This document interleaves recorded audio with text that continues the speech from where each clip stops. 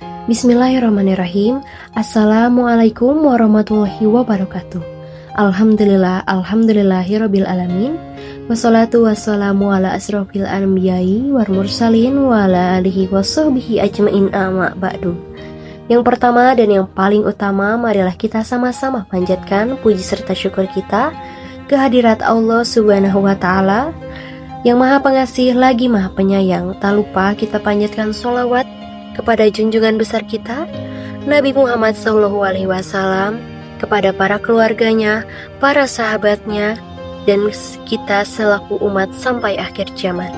Hadirin yang dirahmati oleh Allah Subhanahu wa taala, izinkan saya menyampaikan sebuah kisah sederhana namun isinya penuh makna. Suatu pagi ada seorang anak kecil yang duduk sendiri di serambi masjid.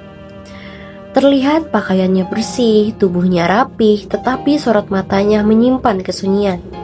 Ia tidak berlari, tidak juga bermain, hanya duduk sambil memeluk tas kecilnya. Ketika ditanya, ia menjawab dengan pelan, "Saya hanya nunggu azan biar bisa ikut sholat." Ternyata anak itu adalah anak yatim. Ia tidak datang untuk meminta belas kasihan. Ia hanya ingin berada di tempat yang terasa aman baginya. Masjid menjadi tempat berlindung, karena di rumah ia belajar hidup tanpa sesosok ayah. Hadirin sekalian, Allah sangat memperhatikan anak yatim. Bahkan di dalam Al-Quran sekalipun, Allah mengingatkan dengan tegas agar kita tidak menyakiti mereka. Allah berfirman di dalam surah Ad-Duha ayat 9 yang berbunyi, A'udzubillahi minasyaitonirrajim, Bismillahirrahmanirrahim. Fa'ammal yatima fala takhar. Maka terhadap anak yatim, janganlah engkau berlaku sewenang-wenang. Ayat ini sangat singkat, tetapi pesannya sangat dalam. Anak yatim tidak boleh sama sekali diabaikan, apalagi sampai disakiti. Mereka bukanlah beban, tetapi amanah yang harus kita jaga.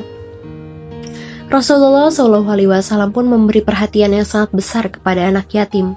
Beliau bersabda, "Anna wa kafilul yatim fil jannati hakaza."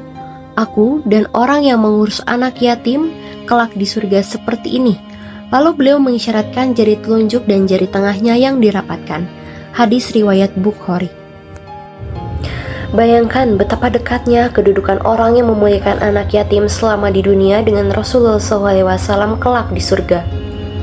Suatu ketika ada seseorang yang mengadu kepada Rasulullah SAW tentang hatinya yang terasa keras. Rasulullah SAW tidak menyuruhnya memperbanyak puasa atau ibadah yang berat, tapi Rasulullah SAW bersabda, "Imsah ra'sal yatim wa'at imhuwal miskin." Usaplah kepala anak yatim dan berilah makan orang miskin. Hadis riwayat Ahmad. Karena kelembutan hati lahir dari kepedulian, anak kecil di serambi masjid itu akhirnya diajak makan bersama. Sebenarnya bukan makanan yang mewah, hanya sepiring nasi sederhana, tetapi terlihat dari kejauhan wajahnya sangat berseri. Ia merasa dihargai, merasa diperhatikan, dan mungkin sebenarnya itulah yang selama ini ia rindukan. Hadirin yang dirahmati oleh Allah Subhanahu wa taala, memuliakan anak yatim tidak selalu tentang harta. Kadang cukup dengan perhatian, sapaan, atau sikap yang lembut. Apa yang kecil bagi kita bisa sangat besar bagi mereka.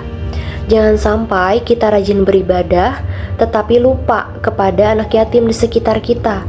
Karena bisa jadi jalan kita menuju surga Allah dibukakan lewat kepedulian kita terhadap mereka.